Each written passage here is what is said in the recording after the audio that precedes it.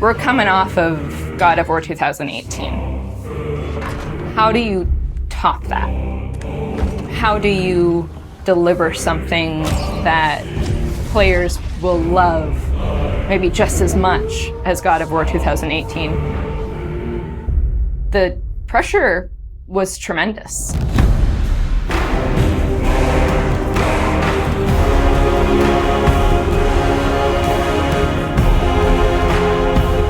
My name is Ariel Angelotti, and I am the senior producer for narrative. My name is Richard Gobert. I'm the story lead for God of War Ragnarok. I'm Jody Kupsko, and I'm the supervising dialogue designer.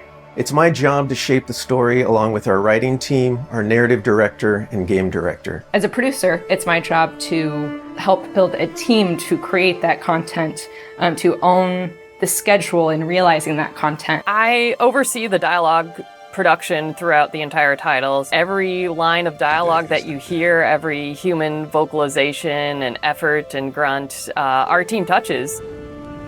So I'm a man now, like you? No. We are not men. We are more than that. The responsibility is far greater.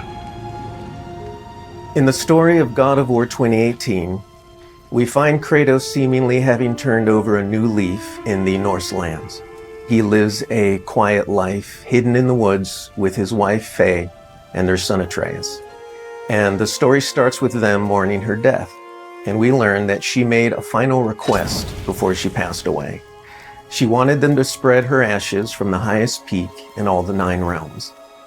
He's scared of being a bad father, a bad influence, and as a result, it's made him an absent father.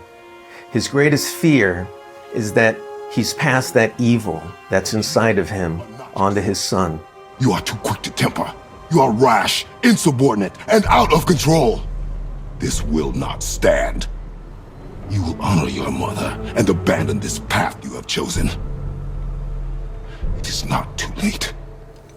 They befriend Freya, who is an exiled Vanir goddess who used to be married to Odin. They meet Mimir, the self-proclaimed smartest man alive, who serves as their guide and their confidant. And they meet the Holdra brothers, Brock and Sindri, who are world-class weaponsmiths who end up their main source of upgrades and equipment. Now, among the enemies they make are the Aesir gods, whose leader is none other than Odin, someone we never meet in God of War 2018, but who casts a very long and dark shadow over the 9 realms. There are consequences to killing a god! Why? How do you know? How do you know? After many adventures, Kratos and Atreus end up fulfilling Mom's wishes, and over the course of that journey, they find out more about each other and about themselves, and finally find a common ground between them. They become the close family unit that Faye hoped that they would become. In God of War Ragnarok, we fast forward a few years, and little Atreus is now a teen, and they're back to hiding out in their home in the woods in Midgard. During the course of the previous game's events, they were forced to kill Odin's grandchildren, Magni and Modi, the sons of Thor. Thor does a lot of the lion's share of Odin's dirty work, and as a consequence, he's a very violent, unstable personality. At the end of the last game, they were also forced to kill Balder, the son of Odin and Freya, and that has its own set of consequences. He was a very powerful chess piece for Odin, one that Odin is incredibly bitter about losing. Freya has vowed vengeance against them for the killing of her son. Kratos and Atreus didn't want to kill him, they were friends with Freya, but Balder tried to kill her in front of them, and Kratos had no other option in the moment but to kill him to save Freya's life, even though it meant losing Freya's friendship. I will parade your cold body from every corner of every realm and feed your soul to the vilest filth in hell. That is my promise. He saved your life. He robbed me of everything.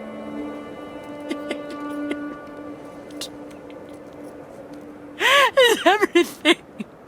His death is also foretold to bring about Fimbulwinter, which is a brutal 3-year winter that is then followed by Ragnarok.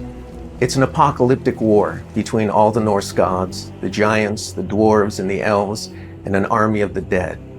They're all destined to fight in a battle that basically ends the world. Kratos is understandably worried about his son and what it means for him.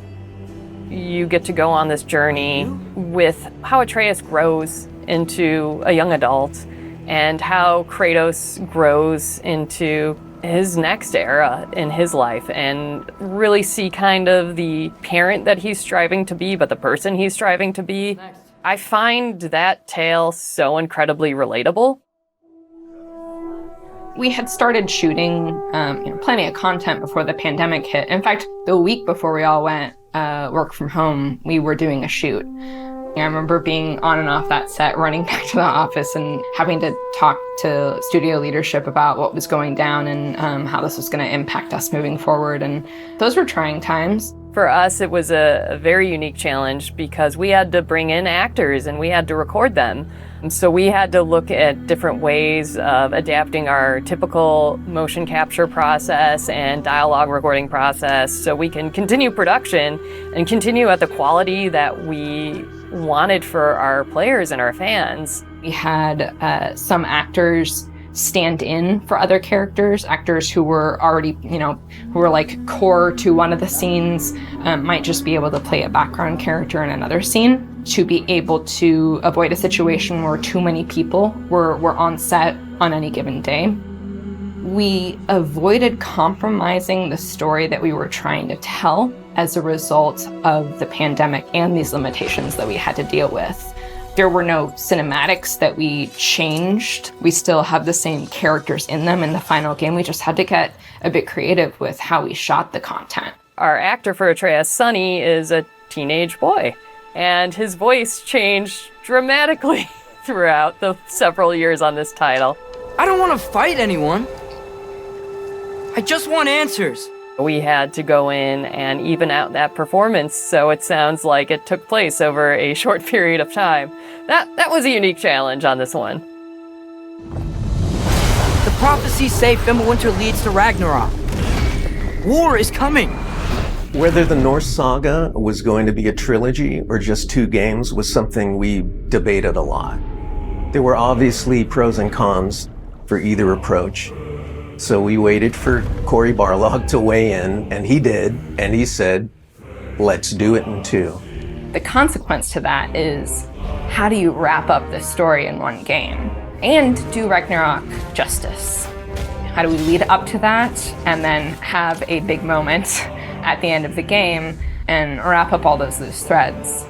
This game is bigger than what we initially envisioned. There's a lot of important story moments that we needed to cover. There are more characters that we follow the threads of.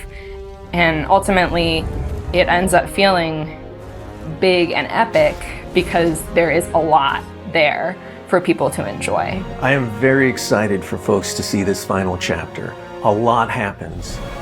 We put our characters through the ringer, but we also bring them closure and we provide answers to a lot of the questions the first game posed. Just all of the new combat that we're doing and the new interactions. There's a lot of stuff that's happening in this title that I think people are going to have fun with. We all have our own personal Ragnaroks to deal with. And this story is about how you process that, how you own it, and how you make it a part of yourself and grow from it. I mean, we set some stuff up.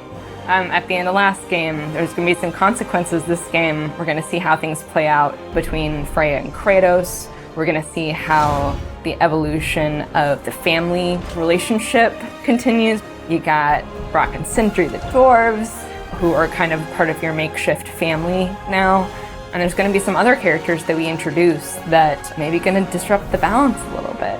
I can't wait until players get their hands on the game or are able to experience how the story unfolds for themselves. We have, I think, an incredibly well-rounded game. Very satisfying combat, beautiful and rich environments to explore, outstanding character art, a lush and moving soundtrack and soundscape. It's the work of hundreds of very dedicated artists, and they all have their own stories to tell.